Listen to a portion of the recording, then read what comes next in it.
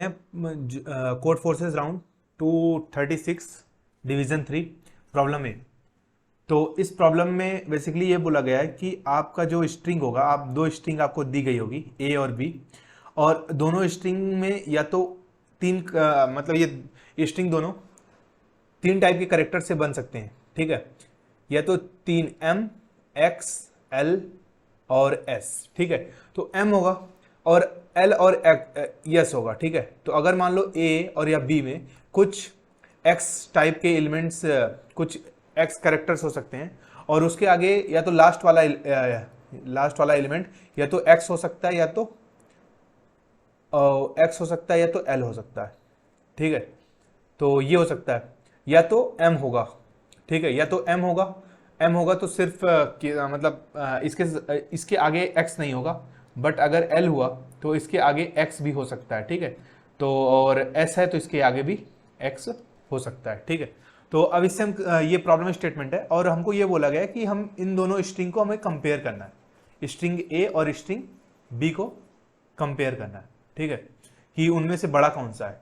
अगर ए बड़ा हो जा रहा है बी से, ठीक है, तो आपको ये सिंबल रिटर्न करना है। अगर बी बड़ा हो जा रहा है ए से, तो आपको ये रिटर्न करना है, ठीक है। और अगर आपको ये दोनों बराबर हैं, ये दोनों स्ट्रिंग, तो आपको ये इक्वल टू सिंबल रिटर्न करना है, ठीक है।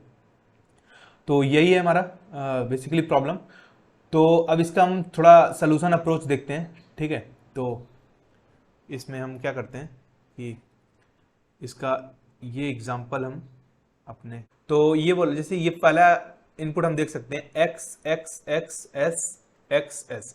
तो इसने प्रॉब्लम में क्लियरली बोल दिया है कि अगर एस के आगे जितना भी एक्स होगा, ठीक है, और इस एस के आगे एक एक्स है, तो ये वाला छोटा होगा, ये वाला बड़ा होगा, ठीक है। तो ऐसा समझ सकते हैं कि ये जो एक्स है ये डिफाइन कर रहा है कि कितने फ्रीक्वेंसी से या तो इंक्रीज हो रहा है या तो डिक्रीज हो रहा है, या तो कितने से इंक्रीज हो रहा है या डिक्रीज हो रहा है, ठीक है। तो ये x अगर s के सामने है तो ये जितना ज़्यादा x होगा उतना ज़्यादा ये छोटा होगा और ये वाला बड़ा हो जाएगा। बट l के साथ ये उल्टा है, x l है और l के सामने अगर हम बहुत सारे x हैं, ठीक है, तो ये वाला क्या हो जाएगा, बड़ा हो जाएगा और ये वाला छोटा हो जाएगा। x के साथ अगर x के सामने जितने भी अगर x बढ़ेंगे तो वो वाला वैल्यू उतनी बढ़ेगी, और s के सामने जितने x बढ़ेंगे उतनी वैल्यू वो घटेगी, ठीक है। ये समझ में आ गया। और m और xl, ठीक है। तो इसने ये बता दिया है कि l हमेशा, अगर किसी स्ट्रिंग में l आ जा रहा है तो वो हमेशा बड़ा होगा m, या जितने भी m या s से बनने वाली स्ट्रिंग अगर हैं, ठीक है। तो l हमेशा, अगर किसी स्ट्रिंग में l आया है तो वो स्ट्रिंग हमेशा बड़ी हो जाएगी, ठीक है। अगर m है तो s से हमेशा बड़ा होगा m, ठीक है। ये पॉइंट इंपॉर्टेंट है, ठीक है। तो अब ये देख लिए, तो एक ऑब्जर्वेशन तो ये है कि अगर ये दिया है कि L अगर आएगा तो M और S से बनने वाली स्ट्रिंग जो है वो बड़ी होगी, ठीक है। तो अब हम इसमें समझते हैं कि ये हमारा प्रॉब्लम ये कैसे होगा, ठीक है। तो इसको मैं इरेज कर रहा हूँ,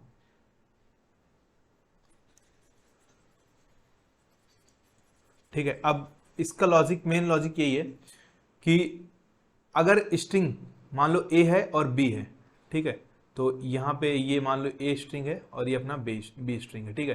तो इसका हम आखिरी कैरेक्टर लेंगे, ठीक है। A का भी आखिरी कैरेक्टर लेंगे और B का भी आखिरी कैरेक्टर लेंगे। अब या तो ये दोनों आखिरी कैरेक्टर या तो इक्वल होंगे या तो इक्वल नहीं होंगे। सपोज ये दोनों इक्वल हुए, ठीक है, ये दोनों आखिरी कैरेक्टर इक्वल हो गए, और इक्वल होने के बाद अगर ये मान लो S है, ठीक है, ये दोनों कैरेक्टर S हैं, तब क्या होगा कि हम दोनों का स्ट्रिंग का साइज देख लेंगे। अगर इसकी साइज n है और इसकी साइज m है, अगर इस वाली स्ट्रिंग की साइज ज्यादा हुई तो इसका मतलब यहाँ पे आखिरी कैरेक्टर s है, और ज्यादा हुई मतलब x इसमें ज्यादा होंगे, तो ये वाली स्ट्रिंग क्या हो जाएगी, कम हो जाएगी। तो b क्या हो जाएगा, बड़ा हो जाएगा, और a क्या हो जाएगा, छोटा हो जाएगा, ठीक है। तो ये सिंबल आ जाएगा। और अगर ये वाली साइज बड़ी हो गई, मान लो आखिरी एलिमेंट दोनों में s हुआ, और उसके बाद जो है इसकी साइज बड़ी हो गई, m अगर ग्रेटर देन n हुआ, तो ये वाला सिंबल हो जाएगा, ठीक है। और नहीं तो अगर ये वाला सिंबल हो जाएगा, उल्टा, सॉरी, ये हो जाएगा, क्योंकि जितना ज़्यादा x बढ़ेगा s के साथ, तो उतनी वैल्यू क्या हो जाएगी, डिक्रीज हो जाएगी, ठीक है। ये केस है।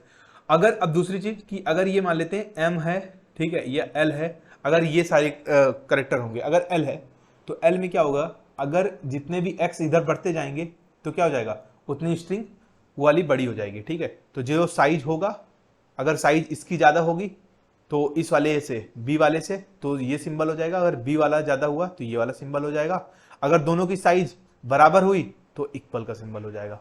ठीक है, तो ये तब का केस है जब हमारा आखिरी एलिमेंट ए का और आखिरी एलिमेंट बी का दोनों इक्वल है। ठीक है, दोनों कैरेक्टर इक्वल है। ठीक, तो अब एक केस ये भी होगा कि जब दोनों इक्वल नहीं होंगे। ठीक है, तो अगले पेज से देख लेते हैं।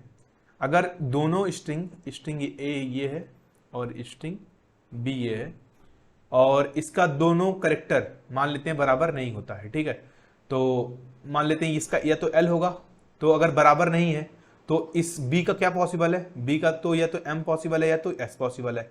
सपोज इसका आखिरी करेक्टर एम है तो या तो बी का या तो एल पॉसिबल होगा या तो एस पॉसिबल होगा, और सपोज ए का आखिरी करेक्टर या तो एस है तो बी का या तो एल होगा या तो एम होगा। तो इस केस में एल है, और हमने डिस्कस कर चुके हैं कि अगर एल है किसी स्ट्रिंग में, ठीक है, आखिरी करेक्टर, तो एम और एस अगर किसी स्ट्रिंग में नहीं है तो हमेशा वो बड़ा होगा। तो इस वाले केस में हमेशा सिंबल ये होने वाला है, और यहाँ पे एम है और यहाँ पे एस है। इस वाले केस को देख लेते हैं, ये एस है और हमें पता है कि ये बी वाले में या तो एल होगा या तो एम होगा, तो हमारा ये वाला सिंबल हो जाएगा क्योंकि एस इन दोनों से छोटा है। ठीक है, एल से भी छोटा है, एम से भी छोटा है, और ये केस बचता है। इस केस में अगर इधर एल होगा इसका आखिरी करेक्टर तो हमारा ये सिंबल हो जाएगा, और अगर हमारा यस होगा तो ये एम हमेशा बड़ा होगा एस से, तो हमारा ये सिंबल हो जाएगा। ठीक है, यही है बेसिकली, यही लॉजिक है। और इसका कोड देख लेते हैं। इसका कोड बस यही है कि हमने कोड में यही कर दिया कि पहले हम दोनों कैरेक्टर को इनपुट ले लिया और दोनों कैरेक्टर को हम कंपेयर कर लिए, आखिरी कैरेक्टर को ले लिए, और आखिरी कैरेक्टर अगर इक्वल है तो हम क्या कर देंगे, तो चेक कर लेंगे कि अगर वो कैरेक्टर एस है तो साइज क्या होगा, उल्टा उल्टा से कंपेयर करेंगे, क्योंकि जितनी बड़ी साइज उतना वाला सिंबल रिवर्स हो जाएगा। ठीक है, और अगर दोनों का साइज ही बराबर हो गया और दोनों का आखिरी कैरेक्टर एस है तो इक्वल प्रिंट होगा, और अगर एस आखिरी कैरेक्टर नहीं है तब हम साइज कंपेयर कर लेंगे। ठीक है, तो अगर जिसकी साइज बड़ी होगी वो वैल्यू भी बड़ी होगी। ठीक है, और बस इसका सेकंड केस ये हो जाएगा, सेकंड केस इसका ये होगा कि अगर मान लेते हैं सी एच जो दोनों कैरेक्टर्स हैं वो इक्वल नहीं है, तो इक्वल नहीं है तो ये एल होगा, तो पता है कि अगर ए का कैरेक्टर एल है तो वो दोनों फिर एम या एस होंगे, तो ये सिंबल होगा। और इस तरह से, इसी तरह हम अगर एम हुआ तो दो केस बनेंगे, एस के लिए हमें पता है कि ये वाला लेस हो जाएगा। ठीक है, तो आई होप आपको ये समझ में आया होगा पहला सवाल। ठीक है, आसान था ये, बट इसमें ये फिल्स इसमें कंडीशंस कुछ ज़्यादा बन गई हैं, और तो बस आसान था। ठीक।